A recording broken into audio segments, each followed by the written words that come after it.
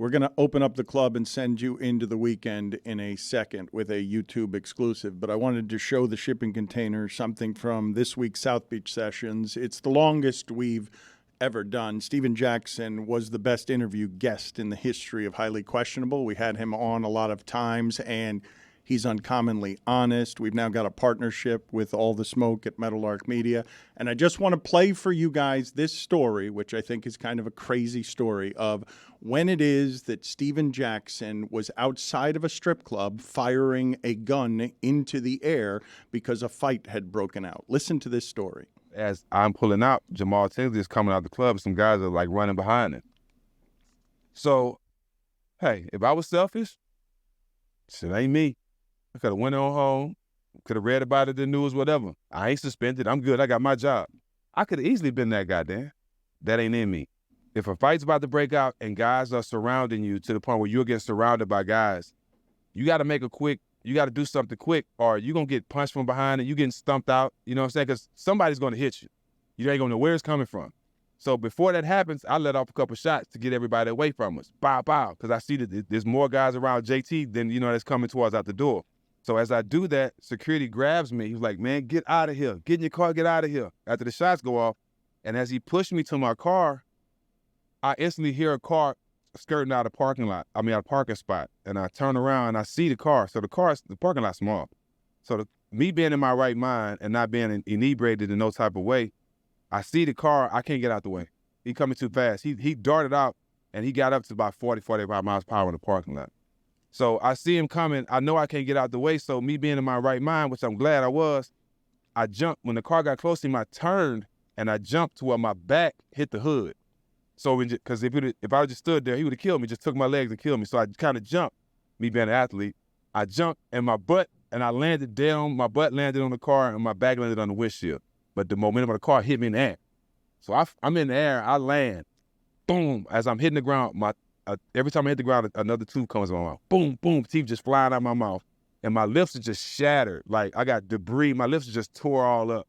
I wake up out of it, and the police has my teammates across the street, all handcuffed, because I guess he thought they was involved. I come up out of it, Dan. This is the lawyer me. I come up out of it, no teeth in my mouth, lips shattered, with my hands in the air. I did it. They didn't do nothing. I did it, telling the police, get off my teammates. I'm still thinking about my teammates. Like, I did it. The shell's over, there's my gun. I got the gun in my holster. I'm like, I got the gun right here. I did it. So they can leave them alone. They put me in cuffs, and they put me and Marquise Daniels in handcuffs. While we're in cuffs in the back of the car, I pass out again because I'm choking on blood. So I'm unconscious in the car, choking on blood, and all I hear is Marquise Daniels kicking the door because I guess he think I'm either dying or whatever. And, I ain't got no teeth. My lips are shattered. So, and I'm just sitting there, like I'm gagging or whatever. So he kicking the door. So as he kicks the door, I wake up. I'm still in cuffs. I'm like, bro, what's going on? I didn't even know I was in a police car.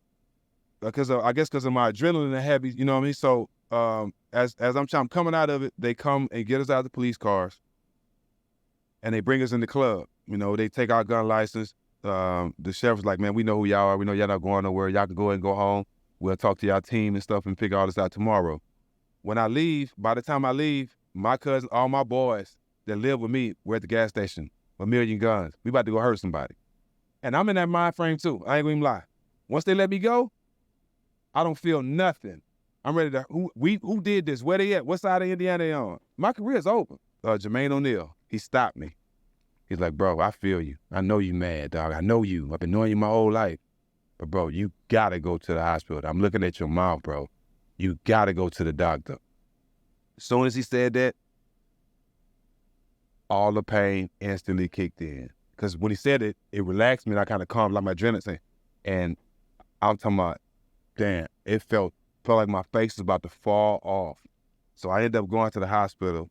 I had to have plastic surgery on my mouth for 2 hours with no anesthesia.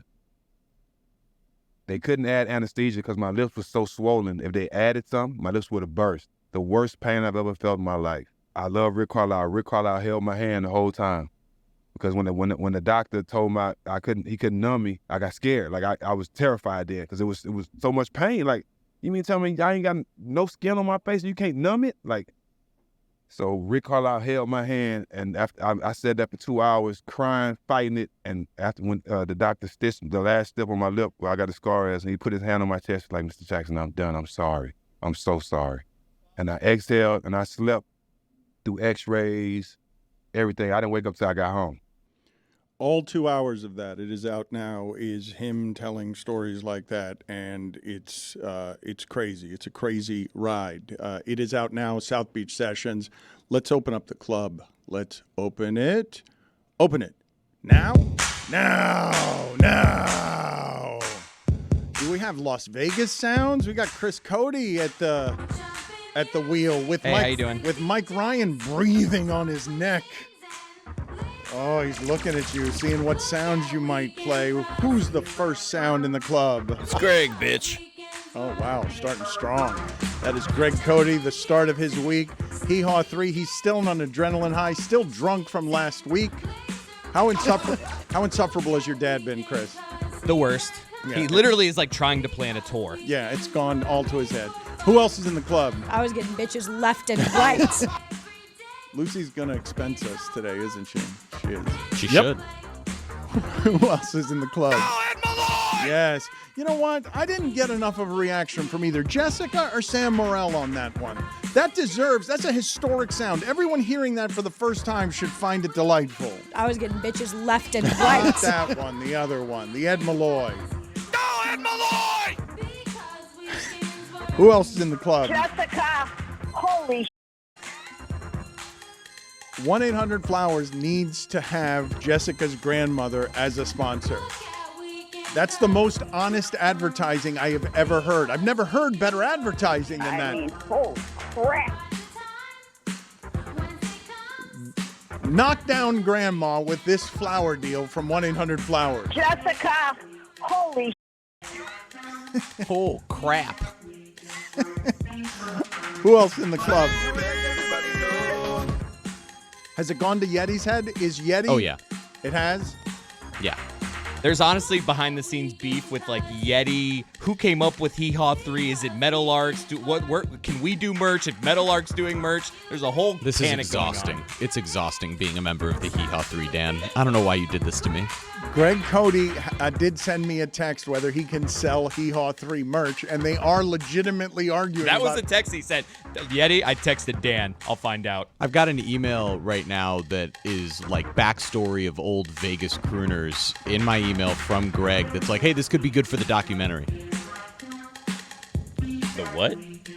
Yeah, you heard that right. Mike, it's happening with Hee Haw 3. It's already falling apart, and they've had one successful show.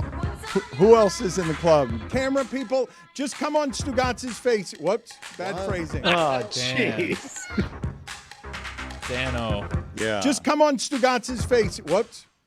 At least you picked it up. You knew, okay, hold on a second. Something I happened. did notice it before anyone else did. I didn't, the cameras did not pick up that as I said it, Jessica fell down on the floor, corpse-like, like Dracula in a coffin with her arms crossed, because she was going to come slap Stugotz in the head, and instead I did this. Camera people, just come on Stugotz's face. Whoops. Damn. Thank you, Tony, for the Good support catch on of you, though, whoops. yeah. Yes, whoops. Who else? We have seamsters.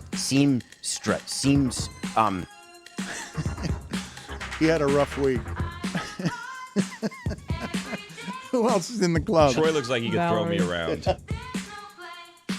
That is Billy wanting to be roughhoused by Troy Aikman. He could. That is Billy desiring the six-pack abs of Troy Troy looks Aikman. like he could throw me around. I could get it. What does that mean? What? Then you'd say he could get it, but he's What? he'd be giving it.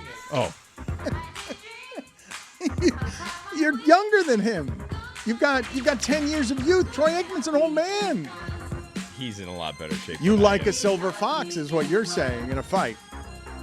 Who else in the club? Yeah, it was Snoop Dogg and Dr. Dre. That is Las Vegas polluting Jamel Hill. Yeah, it was Snoop Dogg and Dr. Dre. Who else? Shut up, Stephen A. Oh, what about that? What about that yesterday? Shut up, Stephen A. Those Knicks fans are so cute, man. It's funny, right? They're adorable. Please give us first round Heat Knicks. Are we going to get first round Heat Knicks? Please. So loud. So good. Who else? And that gives you a little corn dog. Oh, yeah. Close it with an Andy Reid corn dog. Camera people, just come on Stugotz's face. Whoops. Horn dog. That's what I almost said. Horn dog.